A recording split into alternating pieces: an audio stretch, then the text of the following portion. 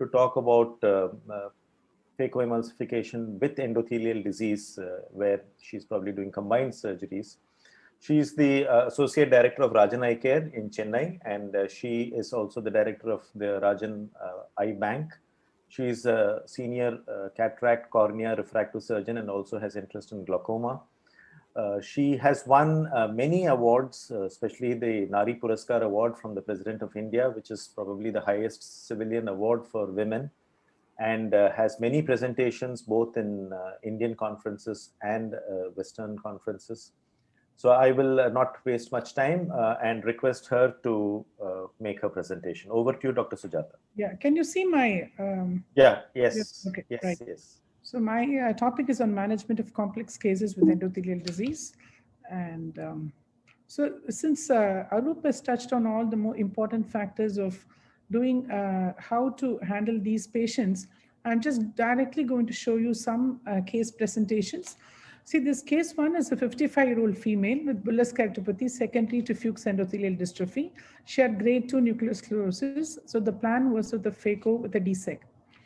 So you can see how loose the epithelium is, and it's coming off in just one sweep, just like a epitheliorhexis. And once you've removed the epithelium, your view is much better of to do cataract. So after removing the epithelium, you can be injected viscoelastic. And I'm going ahead with the temporal clear corneal phaco. As of now, I'm going to maintain the incision as a 2.8 millimeter incision till I finish the phaco. And once the phaco is over, for DSEC, I'll be extending incision. So the most important thing here when you're doing a combined procedure is do a smaller rhexis. Particularly like Arup also said, when there is an endothelial disease, if you want to do all the manipulations inside the bag, and if you're planning for a combined procedure also, it's better to keep a smaller rhexis because you don't want the IOL to pop out later on. So that is going to be a problem with the Descemet's, the graft in place. So after routine phacoemulsification and very meticulous cortical cleaning, it's very important. You don't want any inflammation post-operatively. Injecting an intraocular lens into the bag. And once that is done, we already have a viscoelastic in the chamber. So we have a very nicely formed chamber. So I'm just marking the center. I'm using a reverse Sinski to peel off the endothelium. This is a quite advanced case of Fuchs. That's why the whole epithelium was edematous. So you can see how nicely this whole epithelium peels off. If you have a dilated pupil, actually you can see better because of the retroillumination. And once the whole epithelium, you can get it in one go.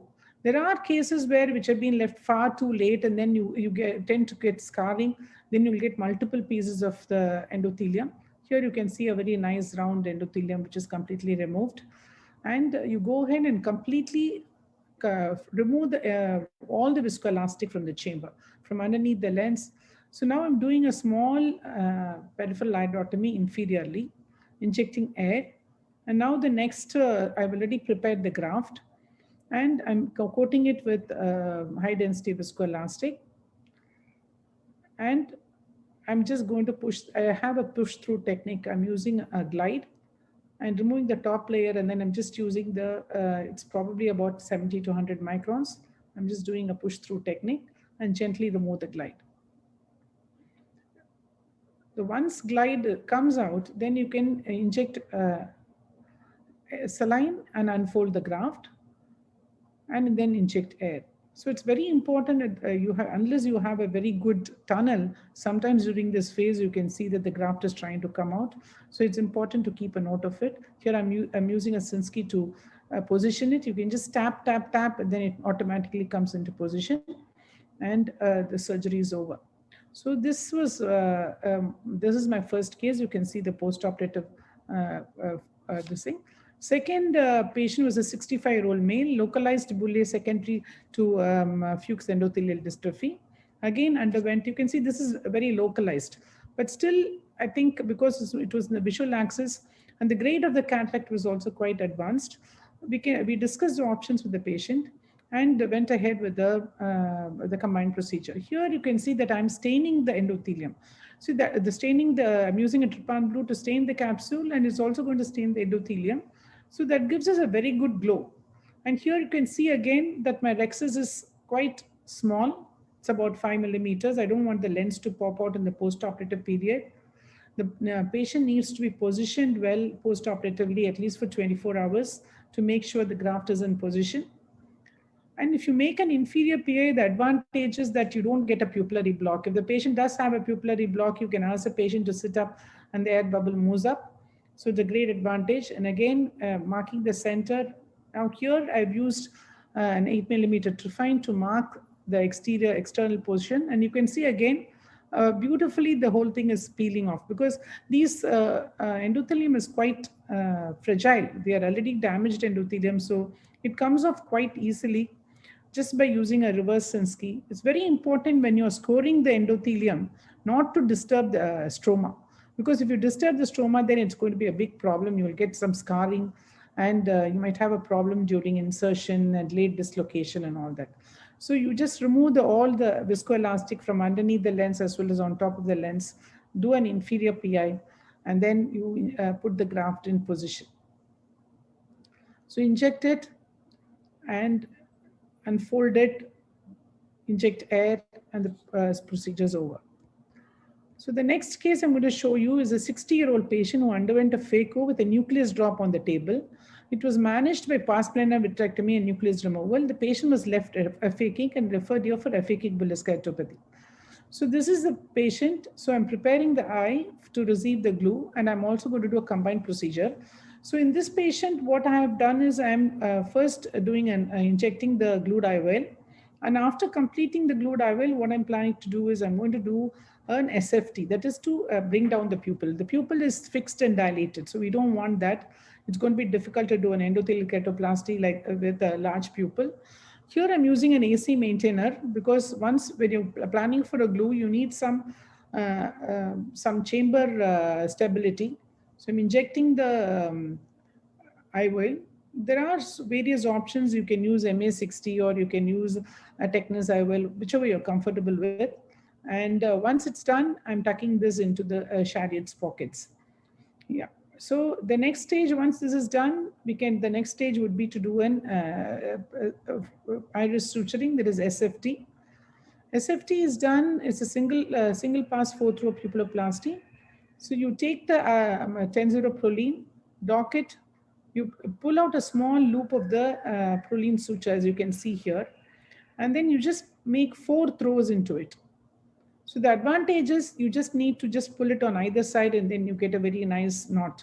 So here again, you can see one end is a 26 gauge needle, which is docked into it. The 10-0 polypropylene is pulled out, made it into a loop, and you can see that other end is being put 4 times through it, and you get a nice round pupil. Now I'm measuring the cornea to see what will be the size of the graft. Here again, I'm doing an endothelial scoring using the reverse Sinski. This is a little bit of a scarred cornea, as you can see. And these scarred corneas, you may not be able to get one single bit of endothelium. You might have to go in for several times and get multiple bits.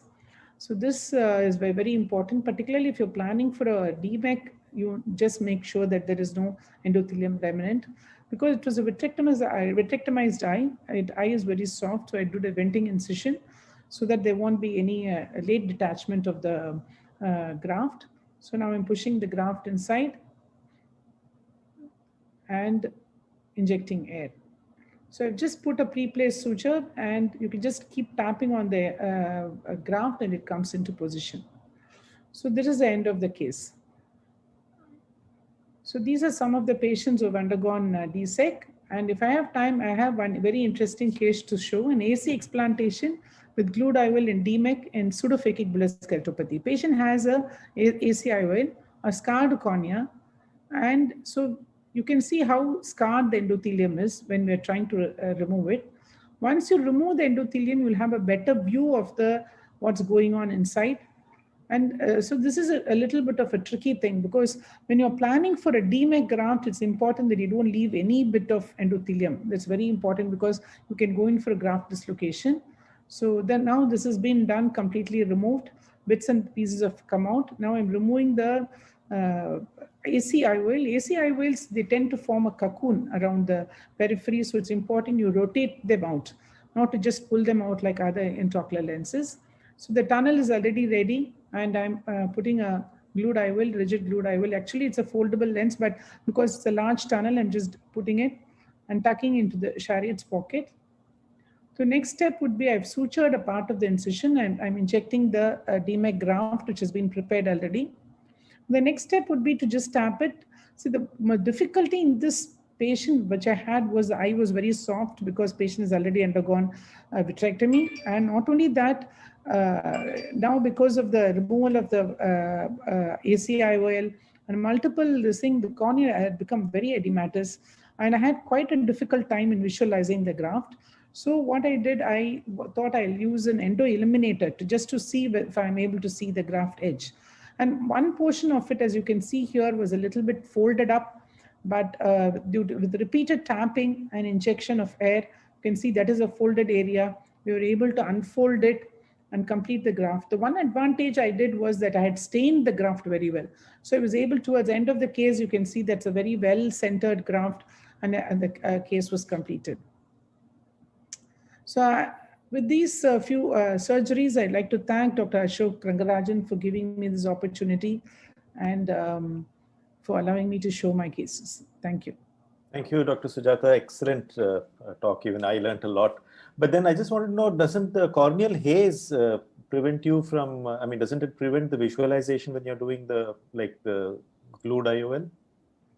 Glued IOL actually in the last surgery I was watching. The last surgery, it is a little bit difficult, but not so bad. It was DMEC was a difficult part for me because the graft is so thin. It's not like a DSEC graft where you can see it so easily. Fortunately, the one good thing was it was well stained, so I was able to make out. And the other thing was this was done as one of my first few cases. So I had a very large graft. So that fold was not going away for some time.